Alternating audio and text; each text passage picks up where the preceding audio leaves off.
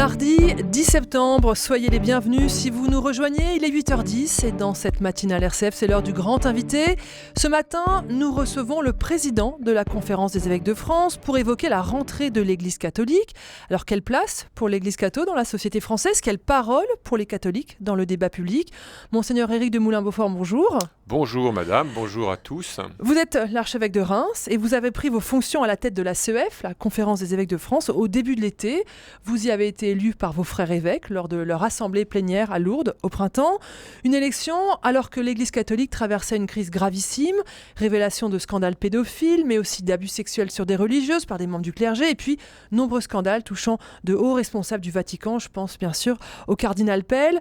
Monseigneur Éric de Moulin-Beaufort, vous êtes un jeune évêque, vous avez moins de 60 ans, vous êtes beaucoup plus jeune que votre prédécesseur par exemple. C'est pour cela qu'on vous a choisi. Il faut de la jeunesse, il faut de la force, de l'énergie pour affronter ce mandat. Il faut demander à ceux qui m'ont élu. Moi, je ne sais pas pourquoi ils m'ont élu. Il est possible. En tout cas, quel état d'esprit vous abordez ces responsabilités? En tout cas, on a élu moi-même, Monseigneur Blanchet, Monseigneur Le Borgne, qui sommes à peu près tous du même âge. Donc c'est une autre génération, ça a été beaucoup dit. Mais nous vieillissons comme tout le monde, chaque jour, un petit peu. Et même si dans l'épiscopat, on reste vieux, on reste jeune longtemps. On est longtemps un jeune évêque. Voilà. Alors, en tout cas, nous sommes très déterminés. Sur cette question des abus sexuels, nous sommes très déterminés à continuer le travail qui avait été entamé sous la présidence de Monseigneur Pontier, qui avait su quand même bien conduire notre assemblée pour qu'on vraiment que tous les évêques prennent la mesure des choses, que les évêques entendent vraiment des personnes victimes et que nous en tirions un certain nombre de conséquences. Donc, comme vous le savez, en novembre dernier, nous avons décidé de constituer des groupes de travail qui doivent élaborer un certain nombre de propositions et de décisions concernant un geste de reconnaissance de la souffrance des personnes, concernant la mémoire à garder de ces faits, concernant la prévention, concernant aussi le suivi des prêtres fauteurs, coupables, dans le long terme. Donc tous ces groupes de travail sont à la manœuvre, ils travaillent. Ils vont rencontrer des personnes victimes, parce que le but c'est de travailler ensemble et de construire ensemble un certain nombre de processus. Voilà. Donc nous sommes tout à fait déterminés à avancer là-dessus et à progresser. Comment est-ce que vous qualifieriez le moment particulièrement critique que traverse l'Église catholique ? C'est un moment de crise, si l'on veut. Alors, une fois qu'on a les crises, c'est un mot, c'est-à-dire que, à mon avis, c'est un moment un peu d'inflexion. Nous avons des choix à faire. Ce qui était caché est venu au grand jour. Honnêtement, personnellement, jusqu'en 2016, disons, je n'ai aucune idée de tout cela. Alors, depuis 2016, des gens se mettant à parler, nous découvrons un certain nombre de comportements que nous ignorions. Et donc maintenant, tout ceci est connu, tout ceci est à jour. Il faut continuer à le mettre à jour le plus possible. Et pour ma part, je pense que c'est aussi un moment de l'action de Dieu. C'est-à-dire que Dieu veut purifier son Église et il nous offre la chance, l'opportunité de le faire. Donc c'est rude, c'est déstabilisant, mais en même temps, c'est décapant et c'est tout à fait nécessaire. Donc c'est aussi un moment de remise où nous avons besoin de reprendre un peu la question de la place des évêques, des prêtres, des ministres ordonnés de façon générale dans le peuple chrétien. Nous avons besoin de mieux le comprendre, de comprendre quelle est notre mission spécifique. Et quand je dis nous, c'est nous, ministres ordonnés, mais c'est aussi l'ensemble des fidèles. Parce qu'il y a un certain type de relation. Il faut travailler plus ensemble ? Il faut sans doute travailler plus ensemble, il faut mieux comprendre quel est le pouvoir, qu'est-ce que c'est que ce pouvoir spirituel qui nous est donné par le Christ, de consacrer le corps et le sang du Seigneur, de prêcher, de porter la parole de Dieu, de donner le pardon du Seigneur. Mais il faut que nous comprenions mieux quel type de relation cela doit créer et quel type de relation ça ne doit pas créer. Car voilà, toute cette crise des abus de pouvoir ou des abus sexuels nous montre que, de manière plus ou moins repérée... C'est une crise de l'autorité ? C'est plus que ça. Non, c'est plus que ça. C'est parce que la crise d'autorité, elle est partout dans la société. Ce qui nous est spécifique, c'est que ce pouvoir spirituel, qui est en fait difficile à décrire, parce que nous n'avons pas de force, il n'y a pas de force armée, on peut pas. Mais on se rend compte que assez facilement, un certain nombre dès qu'il y a un prêtre qui a un mauvais comportement ou quelque chose d'abîmé en lui, ce pouvoir spirituel peut lui permettre, vous voyez, de créer autour de lui un univers dans lequel il va pouvoir abuser.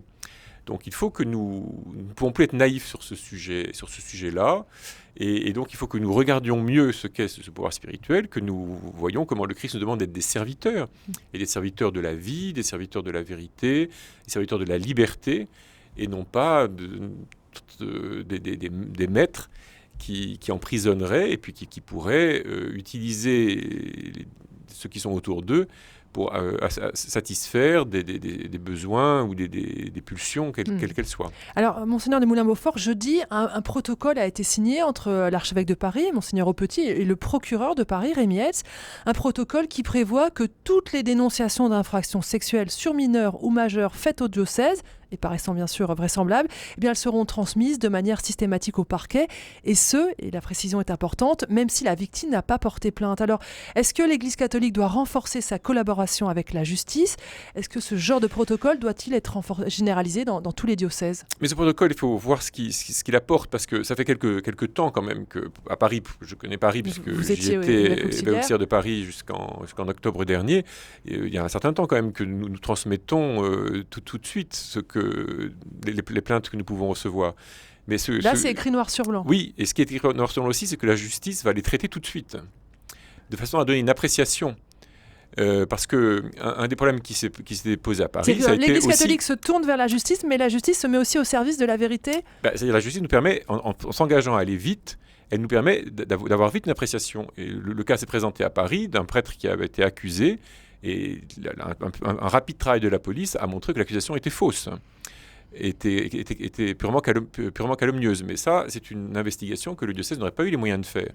Donc c'est une difficulté devant laquelle on peut se trouver aujourd'hui, c'est que quelqu'un vient raconter quelque chose, nous sommes a priori disposés à prendre au sérieux toute plainte qui vient, nous n'avons aucun moyen de faire, ou pas beaucoup de moyens de faire le tri entre ce qui est vraisemblable et puis ce qui est calomnieux. Alors, en tant que nouveau patron des évêques, est-ce que vous allez les encourager à signer ce genre de protocole ? Mais on peut les signer. Après, il faut voir dans chaque cas la masse la masse des affaires. Oui, c'est vrai qu'à Paris, il y a beaucoup plus de monde nécessite qu'il y ait un protocole signé comme ça. Mais ce que nous pouvons souhaiter de toute façon, c'est que non seulement nous signalons, encore une fois, ce que nous faisons aujourd'hui, mais que les investigations du côté de la police et de la justice soient faites rapidement. Ça, ce serait formidable. Dans quelques semaines se tiendra le procès en appel du cardinal Barbarin. Il a été condamné en mars dernier à de la prison avec sursis pour non-dénonciation d'agression sexuelle sur mineurs. J'imagine que ça va être un moment pénible pour vous. Comment allez-vous vous positionner ? Nous ne pouvons pas nous positionner à un moment. On va attendre de voir ce que la justice va dire et nous verrons quel sera le résultat. Vous êtes dans quel état d'esprit ? Bon, personnellement, je suis tranquille sur ce sujet, si je puis dire. La justice doit faire son travail. Il semble que les avocats du cardinal Barbarin ont estimé que la décision qui a été prise par le tribunal à Lyon allait un peu trop loin dans l'interprétation du droit, enfin d'une interprétation du droit nouvelle. Donc il est important de voir si la justice de notre pays la confirme ou bien l'infirme. Ça a des conséquences non seulement pour nous, mais pour toutes les autorités et tous ceux qui ont une autorité dans notre pays, pour ne pas devenir non plus un pays de délation. Mais cela dit, je crois que le cardinal Barbarin prend les choses le mieux possible.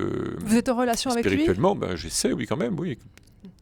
Et puis on verra après quelles conséquences le Saint-Père en particulier tirera, mais le cardinal Barbarin a donné sa démission du diocèse de Lyon, donc le pape veut attendre l'appel et la décision de la justice, mais il tirera les conséquences qu'il faut de toute façon. Monseigneur Éric de Moulin-Beaufort, je voudrais maintenant qu'on parle de la révision des lois bioéthiques qui s'intensifie, le travail parlementaire s'intensifie puisque maintenant commence le travail en commission.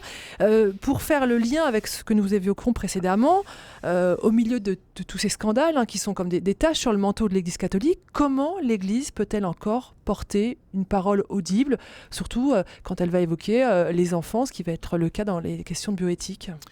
Je crois qu'il faut le faire quand même. Même si c'est difficile. Après, c'est difficile. Je ne sais pas comment. À chacun de voir s'il peut bien entendre notre parole ou pas.